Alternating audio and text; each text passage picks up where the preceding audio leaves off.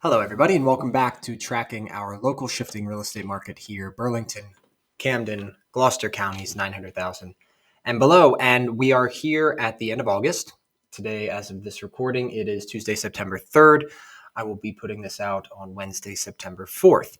Now, we always do it on the monthly now at the end of the month. So we have all of our August data in, and we're going to get to review our monthly days on market, average total active listings, average median list price, take a look at what happened to interest rates over that time, and just do a general synopsis of the market.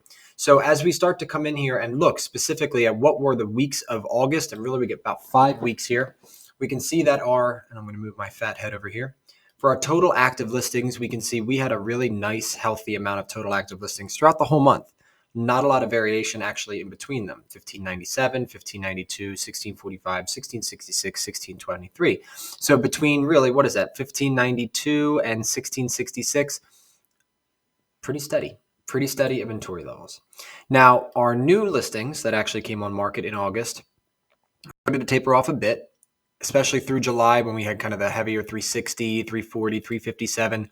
We started to fall off a little bit here in August. And as you would expect, the first week of back to school, 255 on our new active listing. So not really all that surprising there. We did have a decent amount that went under contract, still always a little bit shy of what we had new listing wise going on. That's why we've seen this inventory kind of being supported and still being good. But our closed units here, I thought this was really interesting. So a lot of closed heavy in July, a little bit light second week of August. But then we had a big week, 369, that all closed over this past week because everybody wanted to do it before the start of September. So I would say a majority of these closings actually happened right at the end of last week, or basically today for the most part. But a lot of them happened on Thursday or Friday of last week, and then they were updated over the weekend and things like that. So definitely had a higher closed total than new, but that's okay because our total active inventory stayed pretty darn flat for all of that. Now, our expired, withdrawn, and canceleds, as we would expect, right at the beginning of August, we had 121. Right at the end of August, we had 125. So not all that surprising that we had a little extra of the expired listings at the end of each of the months that we had. Scrolling down, our price reductions, we still see them actually a little bit higher. Earlier in the year, we saw them at maybe about 10% of every active listing. We see here, this is a little bit higher, right about 10%, and then actually falling a little bit lower. So that's not all that surprising, but it's still running roughly concurrently with what we expected. Days on market has started to creep up just a bit though, right? We got kind of fast inside of July, and then we actually got really fast here the first week of August. But basically ever since then, it started to slow up just a bit. But again, remember, a couple days on an average over a course of a week with 1,600 listings, that is a lot. What I'm most excited to see though is actually our median list price hung out and even reverse course. It got up to 369.9 at the end of July, and then it really kind of stayed up there a little bit, but really 34, week 35, week 36, we're back down to 354.9. So I'm happy to see that it's actually been a $15,000 reduction in median list price in about 5-6 weeks.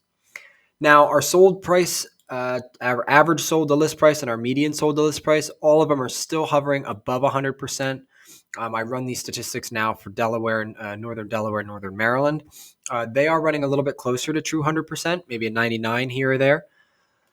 So we're still running pretty fast, still selling over asking price, but I have been seeing good listing numbers. Let's talk about interest rates. And again, I pull all of our interest rate data directly from the Freddie Mac website. You could literally just type in Freddie Mac. The very first link on there is just this. I literally just copy and paste from what it was. So you can see here, and this is just a base rate, right? You're always going to have a rate slightly higher than this when you talk to a lender, but this is at least that base rate. 6.95, 6.89, 6.7, 6.78, but then we started really coming down, 6.47, 6.49, 6.46, and just really the last time that we ran these, basically last week, 6.35. So that's a big, over half a percentage point drop from just about 9 weeks ago. So again, do I wish these would have come sooner? Of course. Am I happy that they came at all? Absolutely. Do we think that there's going to be more to come? You betcha. So I'm really excited to continue to see where these interest rates are going to come down to. But I do think it has a lot to do with the job market, with the unemployment rate, and whether they're going to need to bring that down faster than they need to sort of support some of those jobs that are coming on and off the market.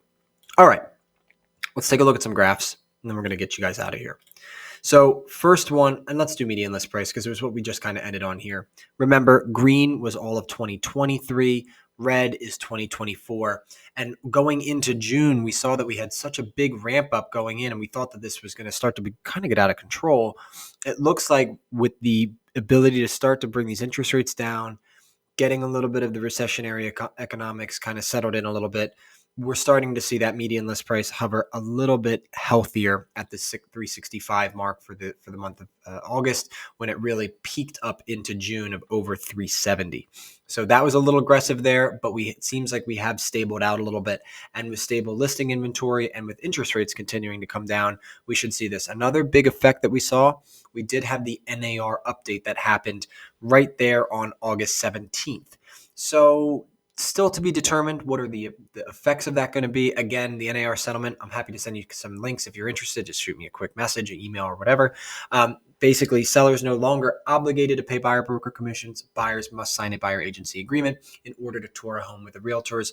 Open houses are excluded. You can still just go and see open houses without a realtor, but the expectation is you're not really talking to that agent about motivation, money, mortgages, all sorts of stuff.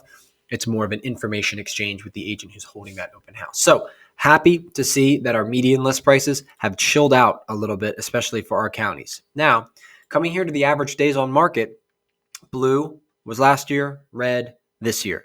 So again, this year started faster than it did last year. But we're leveling out a little bit. We're still very fast. So while I said we're kind of easing up a bit, it's still a very fast market, still very low. So from a seller's perspective, I just met with a gentleman this past week about potentially listing a home.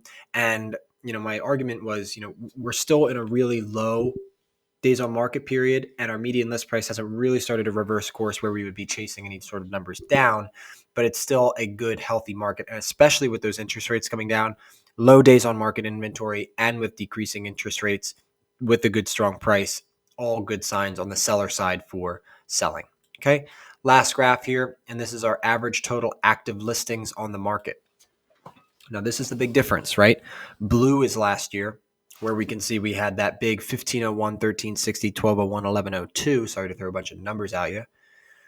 The big point was that beginning of last year was that heavy inflation period. That was when inflation really hit. We rebounded strong throughout the course of the year, getting more active listings. And then we turned the corner in January here in red, bottomed out a little bit during the spring.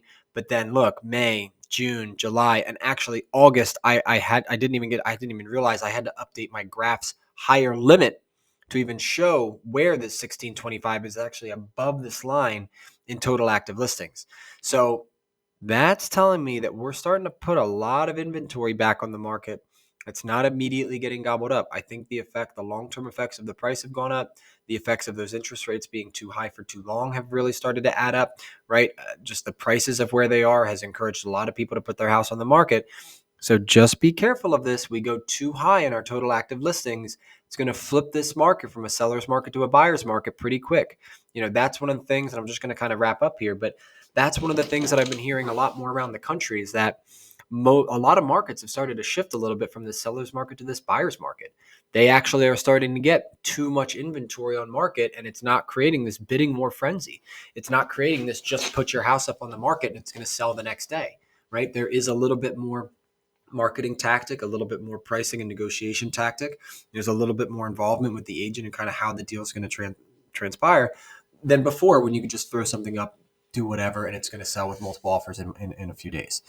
Most real estate agents had down years over this past year. We had 6.1 million sales back in 2022. And then this past year is basically going to be like 4.2 million home sales in the US.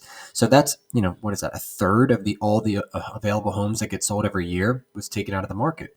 And so you have a lot of real estate agents that are selling less homes. Now, there are still agents who are having great years in these down years. There's still people who need to buy and sell, whether it's death, divorce, destruction, upsizing, downsizing, retirement, whatever it is, people still have to move.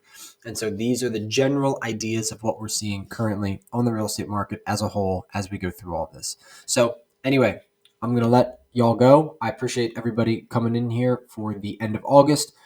Back to school, back to everything. If you need anything, you know where to find me. But other than that, we're all wrapped up. So I hope everybody has a nice day. Talk to you soon.